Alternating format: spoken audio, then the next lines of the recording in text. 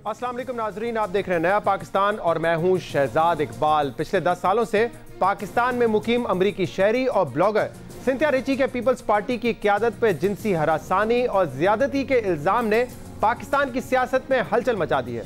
पिछले एक हफ्ते से सोशल मीडिया पर सिंथिया रिची और पाकिस्तान पीपल्स पार्टी रहनुमाओं और फॉलोअर्स के दरमियान लफ्जी जंग जोरों पर थी, मगर कल सिंथिया रिची ने साबिक वजीर आजम यूसुफ रजा गिलानी, साबिक वजीर दाखिला रहमान मलिक और साबिक वजीर सेहत मखदूम शहाबुद्दीन पर संगीन नौयत के इल्जामात लगाकर कई सवालात खड़े कर दिए हैं।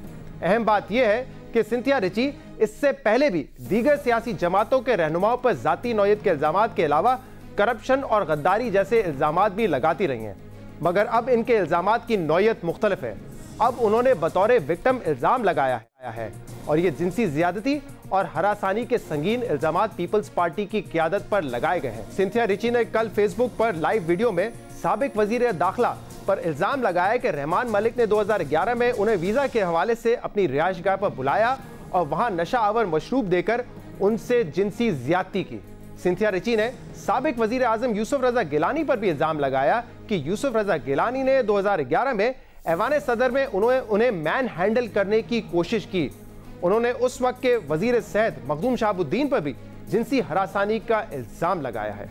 The harassment that I have endured, primarily from the People's Party, has taken place for a number of years now. In 2011, I was raped by the former Interior Minister Rahman Malik. That's right. I'll say it again. I was raped by the then Interior Minister Rahman Malik.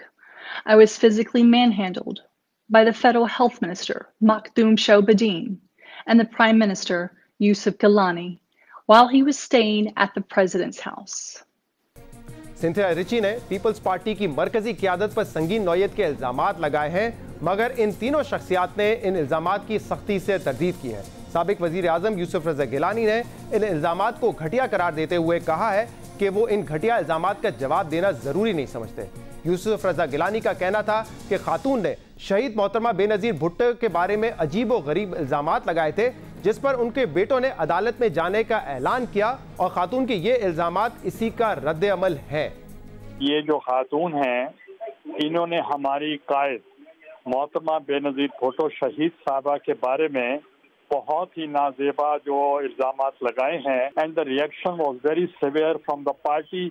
जब मेरे बेटे ने कहा मैं defamation में जा रहा हूँ, दैट वाज हर रिएक्शन कि उन्होंने मेरे ऊपर इस किस्म के फॉल्स एलिगेशन लगाए। अब ये बताएं कि जब वॉर ऑन टेररिज्म हो रही थी, एक्सट्रीमिज्म हो रही थी और आए दिन high level delegation from all over the world आ रहे थे और उधर इसको मैंने मैन हैंडलिंग किया, तो ये कोई सोचने की बात है। एज प्राइम मिनिस्टर मुझे नहीं पता, I have not even recall, क्योंकि कोई नेशनल डेज वगैरह में कहीं मुझे मिली हो तो मिली हो, और इनकी घटिया जो बातें हैं उनका कोई जवाब देने की हमें जरूरत नहीं है।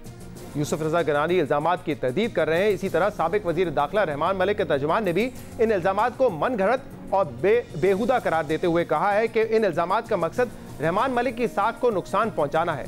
तर्जुमान का कहना है कि रहमान मलिक ने हमेशा भारत के कश्मीरियों और भारतीय मुसलमानों पर मुजालिम के खिलाफ आवाज बुलंद की है। रॉ की तरफ से रोजाना रहमान मलिक को बराह रास्त धमकी आमेज नोटिस और पैगामात मिलते हैं। अमरीकी खातून ने रहमान मलिक के खिलाफ नाजेबा इल्जामात किसी मखसूस फर्द या ग्रोह के उकसाने पर लगाए हैं और ये इल्जामात उस वक्त सामने आए हैं जब उन्होंने चेयरमैन दाखिला कमेटी के तौर पर बेनजीर भुट्टो पर इल्जामात का नोटिस लिया। मखदूम शहाबुद्दीन ने भी इन इल्जामात को गलत करार देते हुए और बेबुनियाद करार देते हुए कहा है कि वो खवातीन के बेपनाह इज्जत और एहतराम करते हैं। सिंथिया रिची बताएं कि वो अब तक खामोश क्यों बैठी थी। पीपल्स पार्टी के रहनुमाओं ने इन इल्जामात की वाज़ेह तौर पर तरदीद की है जो इल्जामात सिंथिया रिची ने इन पर लगाए थे। ये जानना जरूरी है कि सिंथिया रिची ने ये इल्जामात अचानक नहीं लगाए, बल्कि पिछले एक हफ्ते से इनके और पीपल्स पार्टी के दरमियान सोशल मीडिया पर लफ्जी जंग जारी रही है, जिसमें वो पीपल्स पार्टी के मुख्तलिफ रहनुमाओं और खास तौर पर पीपल्स पार्टी की खवातीन रहनुमाओं पर कई नाजेबा और गैर इखलाकी इल्जामात लगाती रही हैं। और इन संगीन इल्जामात का एक पूरा बैकग्राउंड है जिसकी वजह से पीपल्स पार्टी और अमरीकी शहरी सिंथिया रिची के दरमियान सोशल मीडिया पर ये जंग जो जारी थी वो शिद्दत इख्तियार करती गई। पिछले हफ्ते जब अदाकारा उस्मा खान और उनकी बहन की सोशल मीडिया पर वीडियो वायरल हुई थी तो उसके हवाला देते हुए सिंथिया रिची ने अपनी ट्वीट में बेनज़ीर भुट्टो और आसिफ अली जरदारी पर इंतहाई नाजेबा इल्जामात लगाए थे। सिंथिया रिची की इस ट्वीट के बाद पाकिस्तान पीपल्स पार्टी की जानिब से इन पर कड़ी तनकीद हुई। यूसुफ रजा गिलानी के साहबजादे कासिम गिलानी और पाकिस्तान पीपल्स पार्टी के इस्लामाबाद के सदर ने FIA साइबर क्राइम विंग में उनके खिलाफ शिकायत भी दर्ज की। पीपल्स पार्टी की सेनेटर सहर कामरान ने भी इनके खिलाफ DG FIA और वजारत खारजा को खत लिखा, मगर इसके बावजूद सिंथिया रिची ने पाकिस्तान पीपल्स पार्टी की क़यादत और ख़ास तौर पर ख़वातीन क़यादत पर मजीद तनकीद भी की और गैर अखलाकी और नाजिबा इल्ज़ामात लगाने का सिलसिला जारी रखा। उन्होंने पाकिस्तान पीपल्स पार्टी की ख़वातीन रहनुमा शहरी रहमान पर भी ज़ाती नौयत के हमले किए और शाजिया मरी के ज़ाती ज़िंदगी पर भी सवालात उठाए। उन्होंने सूबाई वज़ीर science and technology Taimur Talpur की मुतनाज़ा और मुर्तज़ा वहाब की ज़ाती तस्वीर भी ट्विटर पर शेयर की। इसके अलावा उन्होंने बिलावल भुट्टो जरदारी और उनकी बहन बख्तावर भुट्टो जरदारी पर भी इल्ज़ामात लगाए। और अब बेनज़ीर भुट्टो के खिलाफ लगाए गए इल्ज़ामात की वजह से सिंथिया रिची को 9 जून को जस्टिस ऑफ पीस के सामने पेश होने का नोटिस भी जारी किया गया है।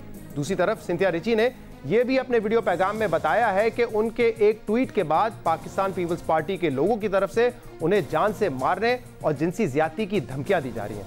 जिसके बाद उन्होंने भी पीपल्स पार्टी के लोगों के खिलाफ FIA में शिकायत दर्ज करने का फैसला किया है। There has been a bit of a battle between me and the People's Party, the PPP.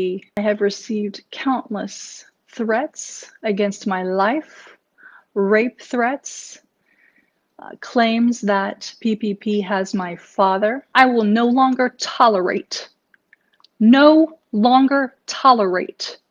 anyone who touches me inappropriately, who stares at me in a grotesque manner. I assure you, I will do everything in my power to make sure you receive the full justice that you deserve. Cynthia Ritchie के मुताबिक Pakistan Peoples Party के लोगों ने उन्हें जान से मारने और जिनसी ज्यादती की धमकियां भी दी हैं। उन्होंने मजीद कहा है कि अब अगर कोई उनके साथ बदसलूकी की कोशिश करेगा तो वो उसे नहीं छोड़ेंगी। ये वो बैकग्राउंड है, ये वो सोशल मीडिया पे लफ्जी जंग है जिसके बाद कल सिंथिया रिची ने यूसुफ रजा गिलानी, रहमान मलिक और मखदूम शहाबुद्दीन पर संगीन नौयत के इल्जामात लगाए हैं।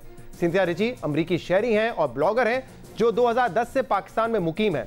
कल उन्होंने अपने वीडियो पैगाम में यह भी बताया कि वो 2009 से पाकिस्तान आती जाती रही, मगर 2010 में पाकिस्तान पीपल्स पार्टी के बुलाने पर वो पाकिस्तान में सेटल हो गई।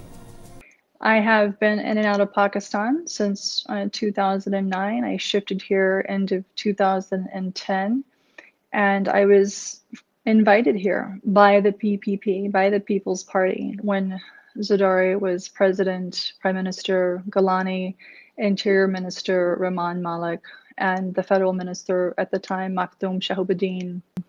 सिंथिया रिची लंबे अरसे से पाकिस्तान में मौजूद हैं। वो एक इन्फ्लुएंसर के तौर पे जानी जाती हैं और जहां वो एक तरफ अपने ब्लॉग्स और वीडियोस के जरिए पाकिस्तान में सयाहती मकाम को उजागर करती हैं, वहीं दूसरी तरफ वो कई सालों से अपने ट्विटर पर मुल्की सियासी क़यादत पर तनकीद और इल्ज़ामात लगाती रही हैं।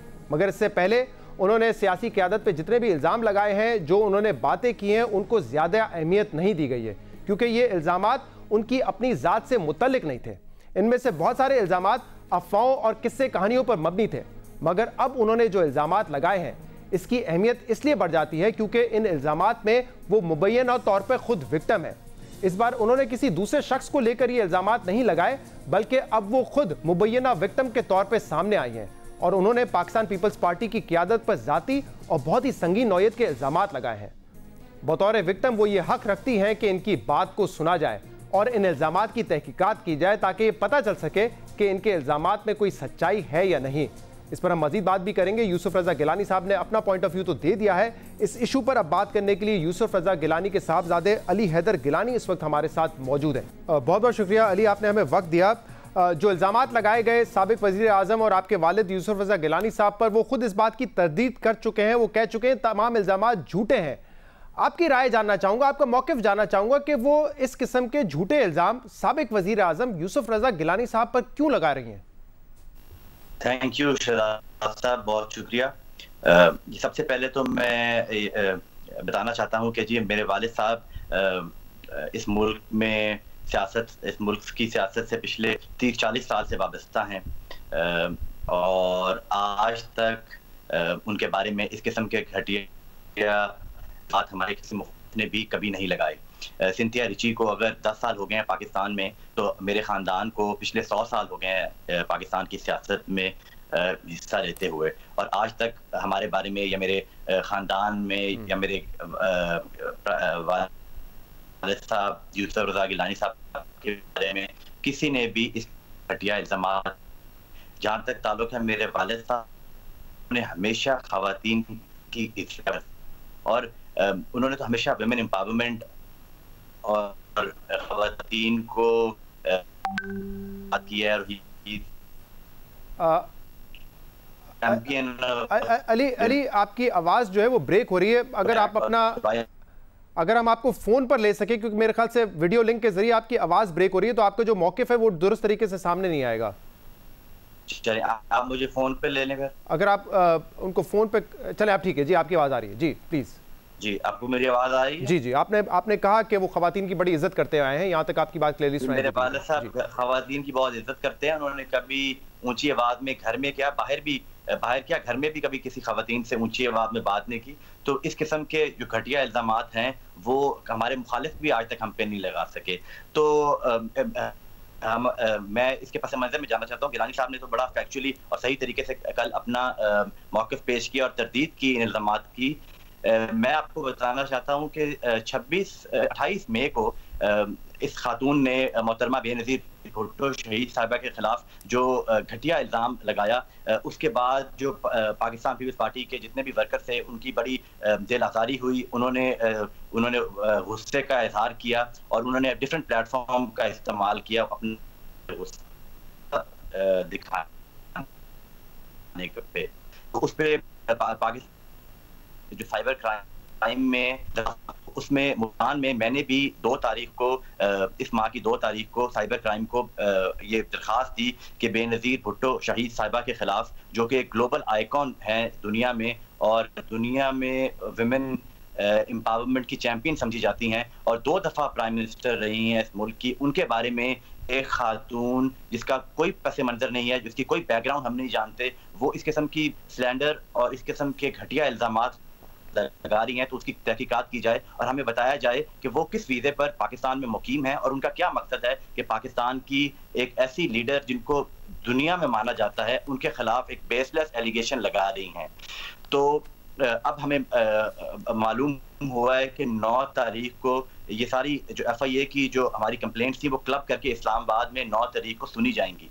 तो ये बात है 28 तारीख से लेके 2 तारीख की। आज ये कल का वाक़या, कल उन्होंने ये एक संगीत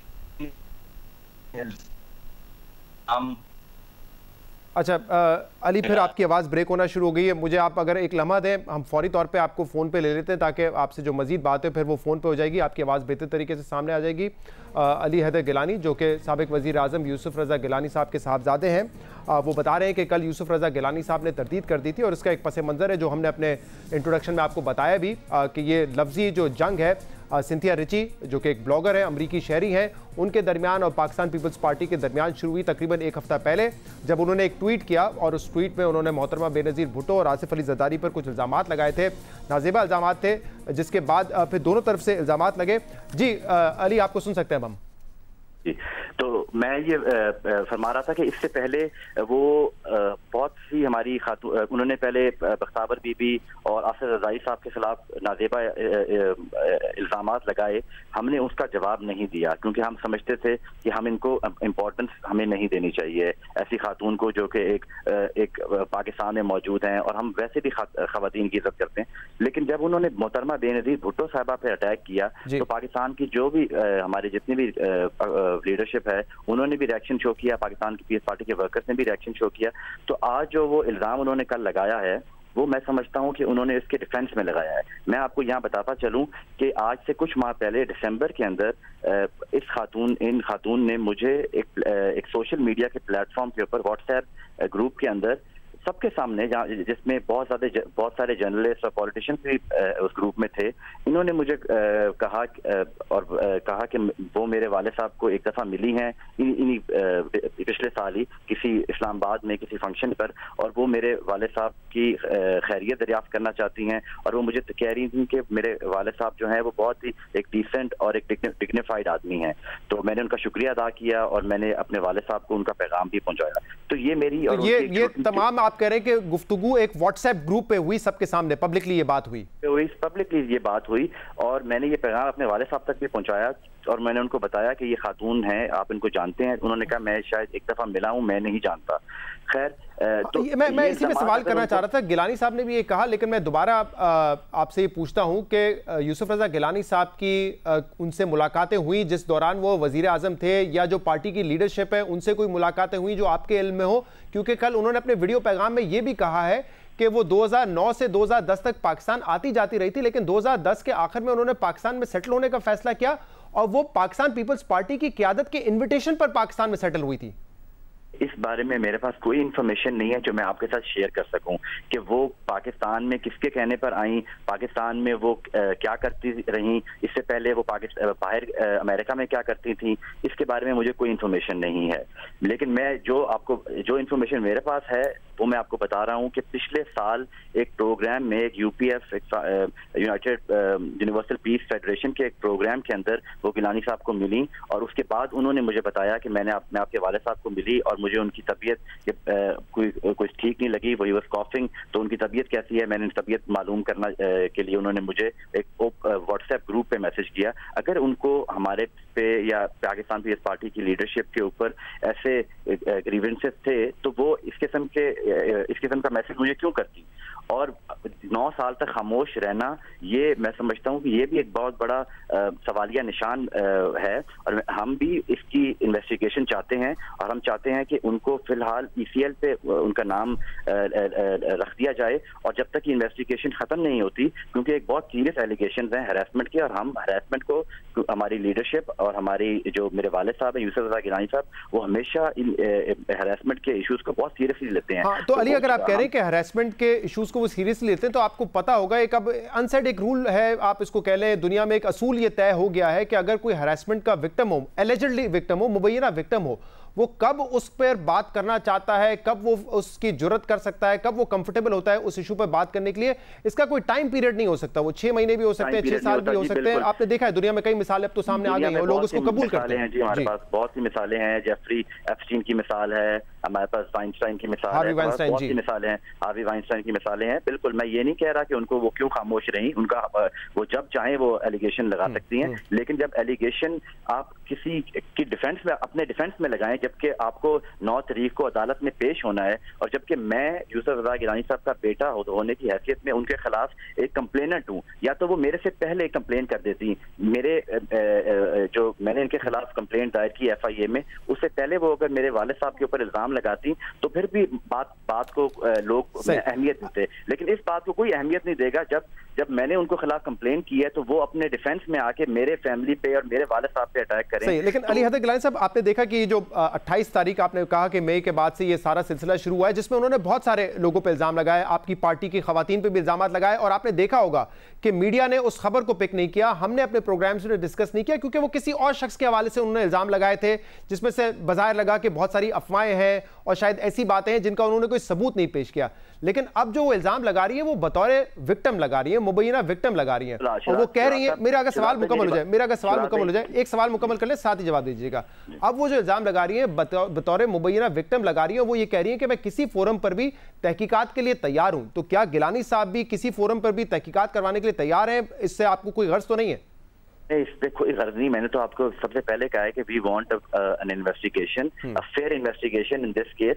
लेकिन मैं आपको ये बताना चाहता हूँ कि जब उन्होंने इल्जामात लगाए पिछले कई माह में, खवातीन के ऊपर, पाकिस्तान पीपल्स पार्टी की में वाबस्ता खवातीन के ऊपर जब उन्होंने बेबुनियाद इल्जाम लगाए, किसी ने अहमियत नहीं दी उन इल्जामात को, अहमियत नहीं दी ना, क्योंकि लोगों को पता था कि ये खातून जो है वो अटेंशन लेने के लिए, अपने आप को रिकग्नाइज करवाने के लिए ये इल्जामात लगा रही हैं। तो आज हम उनके इल्जामात को हम कैसे ठीक मान लें? नंबर 1। नंबर 2, उन्होंने पाकिस्तान पीपल्स पार्टी और तमाम पॉलिटिकल पार्टीज के हेड्स को उन्होंने टारगेट किया हुआ है। मैं ये बताना चाहता हूं अपने पीटीआई के दोस्तों को भी कि आज जो एक वीडियो वायरल हुई थी कि पाकिस्तान तरीके इंसाफ की लीडरशिप भी नहीं बचेगी इसमें। हम समझते हैं ये आप पाकिस्तान तरीके इंसाफ को इसमें क्यों इन्वॉल्व कर रहे हैं? इसकी क्या वजह? आपको लगता है पाकिस्तान तरीके इंसाफ है उनके पीछे? नहीं, मैं ये नहीं कह रहा कि पाकिस्तान तरीके इंसाफ इसके पीछे डायरेक्टली इन्वॉल्व है, लेकिन मैं पाकिस्तान तहरीक इंसाफ को ये खबरदार करना चाहता हूं कि आपके खिलाफ भी ये खातून जिनको आप सोशल मीडिया पे डिफेंड कर रहे हैं, ये खातून कल को आपकी लीडरशिप के बारे में भी इस किस्म के इल्जामात लगा सकती है, जिसका एक नमूना आज एक व्हाट्सएप ग्रुप्स के ऊपर एक मैसेज चलता हुआ आ रहा है। उसको मैं मेंशन नहीं करना चाहता क्योंकि वो एक किसी की रात के ऊपर अटैक है और वो डायरेक्टली उन्होंने नहीं लगाया, वो किसी थर्ड पर्सन, मैंने सुना है वो क्या इल्जाम वो किसी थर्ड पर्सन ने लगाया। लेकिन मैं आपको बताना चाहता हूँ कि ये खातून जो है इसका एक ही मकसद है कि वो पाकिस्तान की तमाम पॉलिटिकल पार्टीज के लीडरशिप को डिस्क्रेडिट करे और डिस्क्रेडिट करने के लिए उनको ये टास्क दिया गया है और हम चाहते हैं इसकी एक इन्वेस्टिगेशन होनी चाहिए। उसमें आपको लगता है कि किसी न किसी वक्त पाकिस्तान तहरीक इंसाफ भी उसके ज़मरे में आएगी और आप करेंगे इनका नाम ईसीएल पर डाला जाए? लेकिन इस बात पे तो इत्तेफाक है, आपकी राय हो सकती है और आपको यकीन हो सकता है इस बात पे कि आपके वालिद साहब ने ऐसा कुछ नहीं किया, उनके ऊपर जो इल्जामात लगे हैं वो झूठे हैं, लेकिन हम इस बात पर इत्तेफाक कर रहे हैं कि वो विक्टिम है इस वक्त। अगर वो एलिजिडली एक विक्टिम है, वो कह रही है उनके साथ कुछ हुआ है, तो उनकी बात को कम से कम सुना जाए और इन्वेस्टिगेट किया जाए। और आप कह रहे हैं कि हम इन्वेस्टिगेशन के लिए तैयार हैं। बिल्कुल सुना भी जाए और उसमें सबका मौक़िफ़ भी लिया जाए। और मैं समझता हूँ कि ये जो केस 9 तारीख को है उसमें वो आके अपने प्रूफ भी दें और अपने बहुत शुक्रिया। ठीक है, कानून के सामने अपने आप को पेश करें। आप कह रहे हैं कि यूसुफ रज़ा गिलानी साहब भी किसी किस्म की इन्वेस्टिगेशन के लिए तैयार है। इससे पहले एक हफ्ता बहुत सारे इल्जामात लगते रहे, ऐसे इल्जामात लगे, हमने अपने प्रोग्राम्स में ना उनको डिस्कस किया, ना टीवी की जीनत वो बने, क्योंकि वो इल्ज़ाम एक तो बहुत ही आप कह सकते हैं कि गैर नाजेबा किस्म के इल्ज़ाम थे और ना कोई इनका सबूत पेश किया गया था। बज़ाहिर ऐसा लगते हैं कि अफवाहों पर मबनी वो इल्ज़ामात है, इसीलिए किसी ने उसको डिस्कस नहीं किया। लेकिन अब जो उन्होंने इल्ज़ाम लगाया उसमें वो बतौर एक विक्टिम इल्ज़ाम लगा रही है, किसी तीसरी शख्सियत या किसी चौथी शख्सियत पर इल्ज़ाम नहीं लगा रही है। वो कह रही है कि मैं इस बात की विक्टिम हूँ, इसीलिए हम कहते हैं कि उन्होंने अगर एक इल्ज़ाम लगाया है वो डिज़र्व करती है कि उनकी बात को कम से कम सुना जाए। वो कह रही है कि इन्वेस्टिगेशन होनी चाहिए। गिलानी साहब के साहबजादे कह रहे थे कि गिलानी साहब भी किसी किस्म की भी इन्वेस्टिगेशन के लिए तैयार है, क्योंकि उनकी नज़र में वो सच्चे हैं, वो हक पर है और उन्होंने कोई ऐसी हरकत नहीं की जो इल्ज़ाम उनके ऊपर लगाए गए हैं। प्रोग्राम में शामिल करेंगे एक ब्रेक, इसके बाद हम मज़ीद बात करेंगे, हमारे साथ रहिए।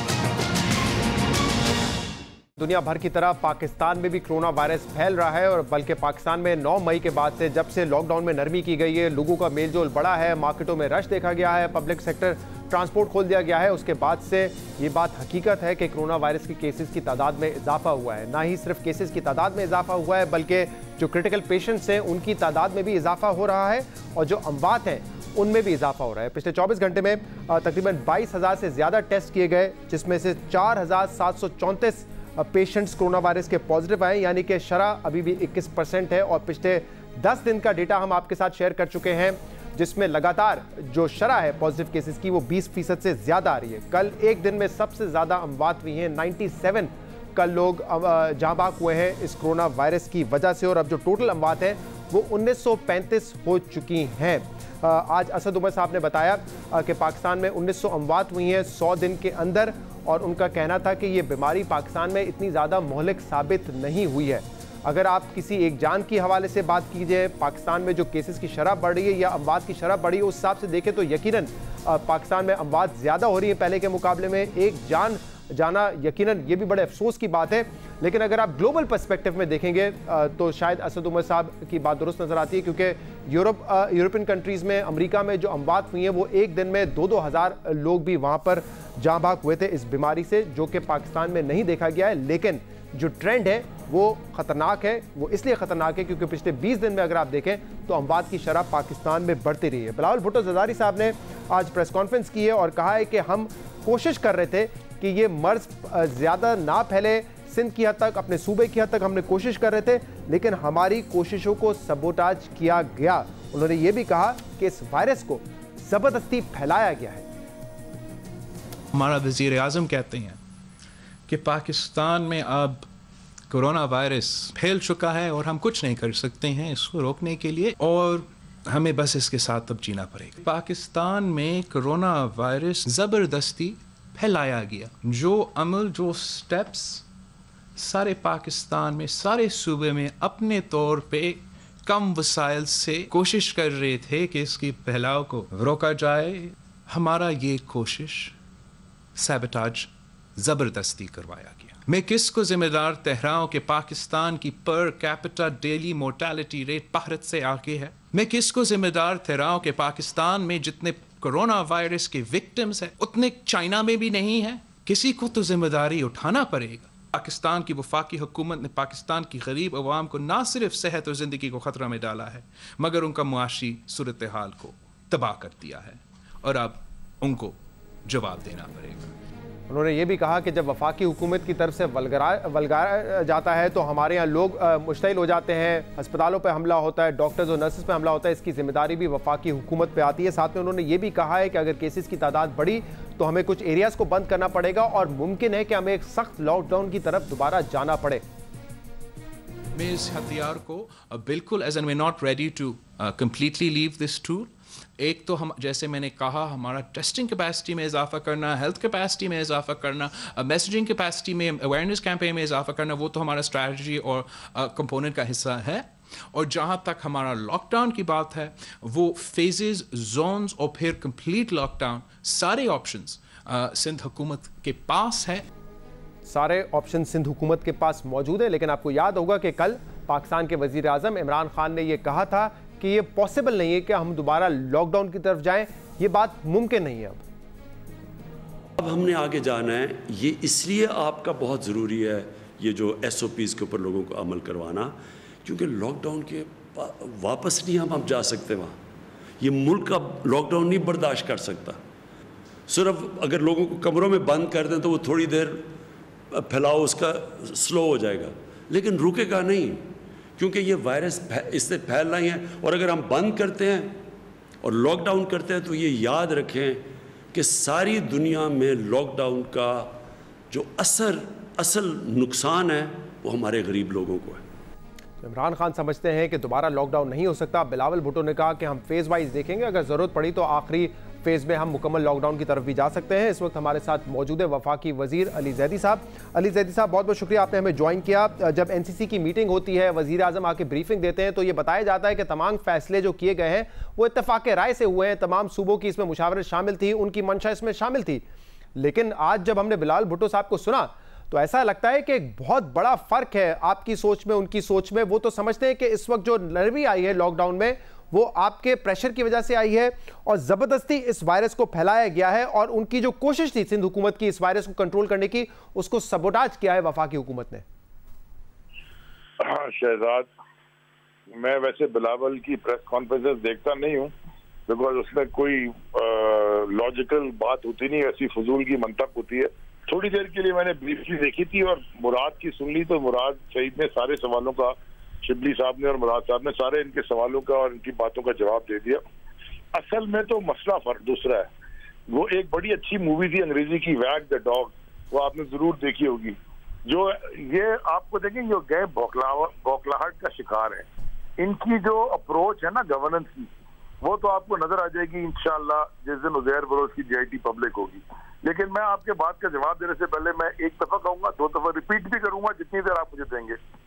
उज़ैर बलोच की आज जान को खतरा है, जैसे कि खालिद शहनशाह की जान को खतरा था, उसको मार दिया गया, और जैसे कि बिलाल शेख की जान को खतरा था, उनको मार दिया गया। उज़ैर बलोच की JIT इन्होंने नहीं रिलीज की, कोर्ट के फैसले के बाद इन पर कंटेम्प्ट लग गई है सिंध हाई कोर्ट में, और इस कंटेम्प्ट की वजह से 23 जून को उनको जवाब जमा कराना है, वरना इनकी हुकूमत को भी खतरा है। इसलिए उसकी जान को खतरा है कि अगर उसको कुछ हो गया और वो कराची सेंट्रल जेल में है तो ये बच जाता है। अली साहब, आपने अपनी ये बात मुकम्मल कर ली, क्योंकि आपने ट्वीट भी किया था, मैंने आपका ट्वीट देखा था। जी, कोरोना पे आ जाए प्लीज। अब मैं आपको कोरोना पे जवाब देता हूँ। इनका जो गवर्नेंस मॉडल है ना, वो भी उसी से लिंक कर लें जो वो गवर्नेंस मॉडल था। गुंडागर्दी, मार कुटाई, पूरे पाकिस्तान के अंदर 18वीं तरमीम के बाद ये इख्तियार हेल्थ का ये सूबों का है भैया। इन्होंने एक जितनी भी आज काम हो रहे हैं ना कराची में प्राइवेट अस्पतालों में हो रहे हैं, जो अफोर्ड कर सकता है बेचारा चला जाए, और जो बनाया भी है वो जो एक्सपो सेंटर में वो एनडीएमए के साथ मिलकर बनाया है।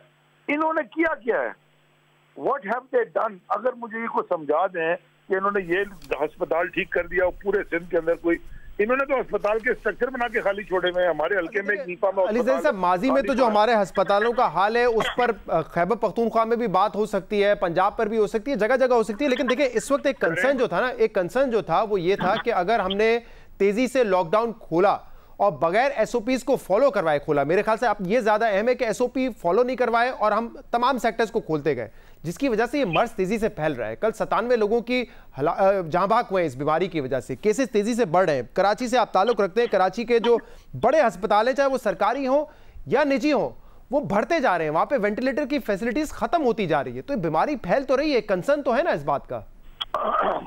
पूरे खैबर पख्तूनख्वा में हेल्थ कार्ड मिल चुका है, वहाँ पे लोगों का इलाज हो रहा है। ऑफ कोर्स वहाँ पे भी एसओपीज लोग अगर खुद नहीं फॉलो कर रहे हैं तो अगर वो फैल रहा है तो उनका इलाज भी हो रहा है।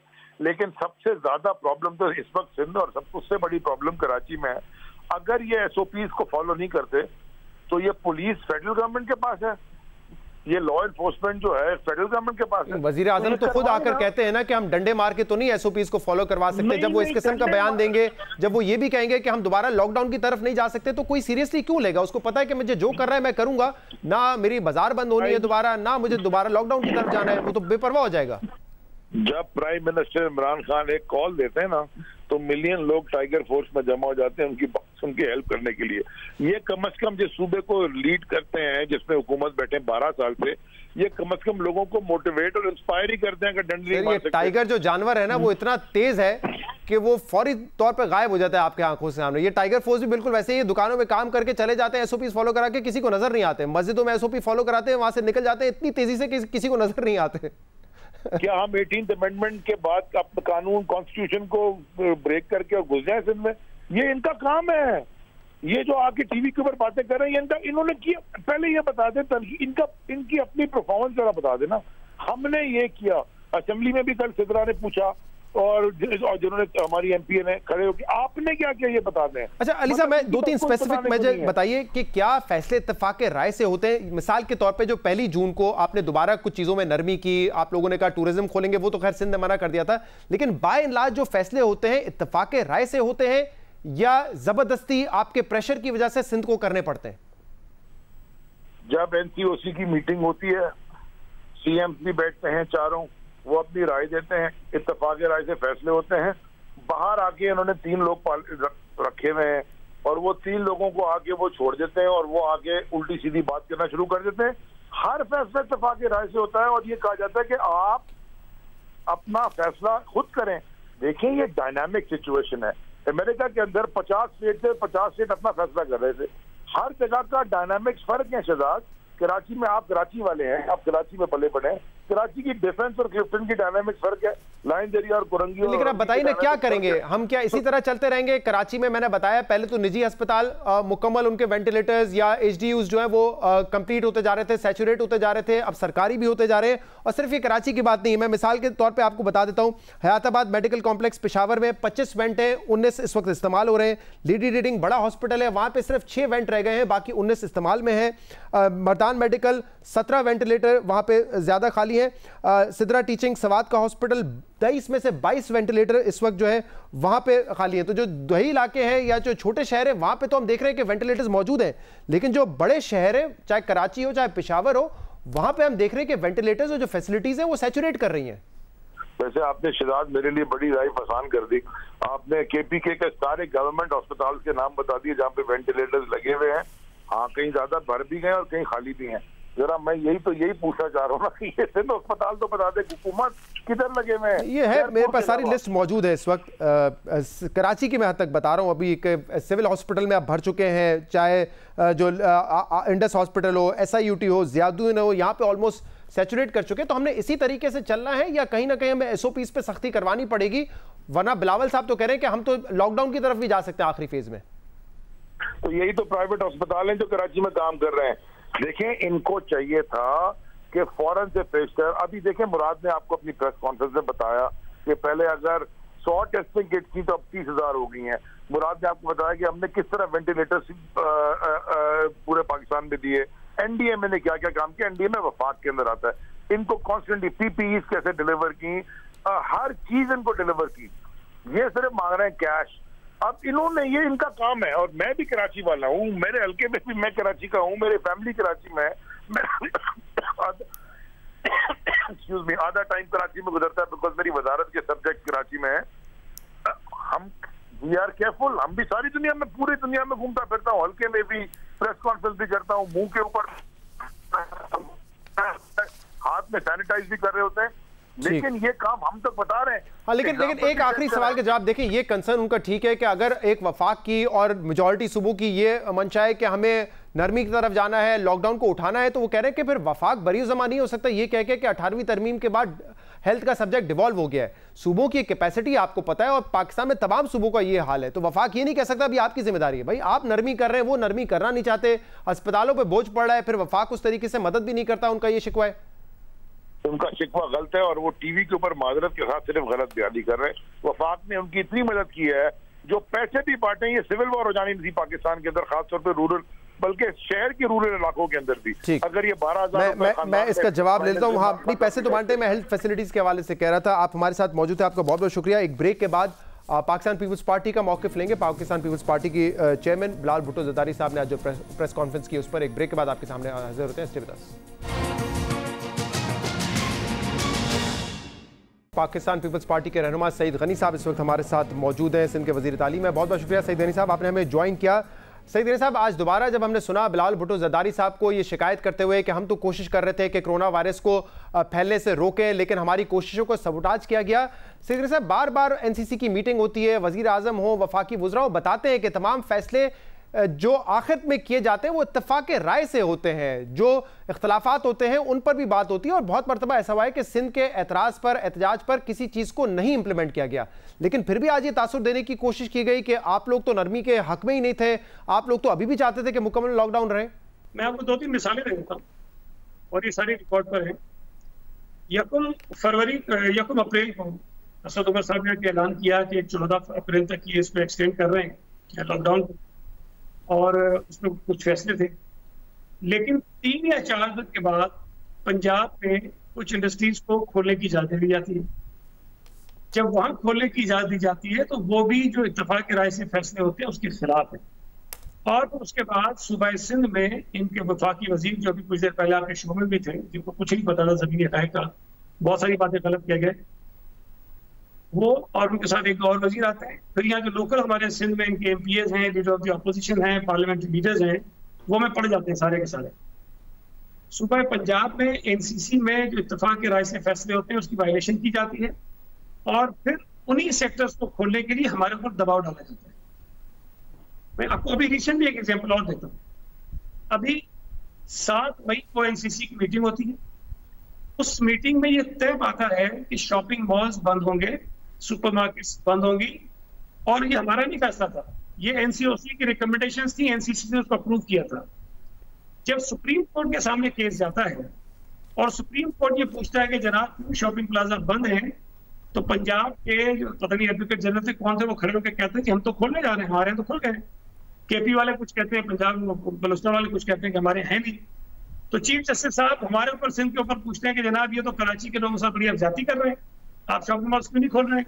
हाँ, हमारा फैसला नहीं था। ठीक है सही साहब, लेकिन देखिए आप सिंध सूबे की हद तक तो कोई ऐसा फैसला कर सकते हैं जिस पर आप उनसे इख्तलाफ करते हो, वो शायद पंजाब में इंप्लीमेंट कर दें, खैबर पख्तूनख्वा में कर दें, आप तो कर सकते हैं ना वो अब तक इंप्लीमेंट। लेकिन बाय एंड लार्ज जो ये नरमी हो रही है इस वक्त, क्या आप मुकम्मल तौर पर इसके खिलाफ है, ये जबरदस्ती करवाया जा रहा है आपसे? जी शहजाद, मैं 2 मिनट मुझे दे दें, मैं आपको बता देता हूँ।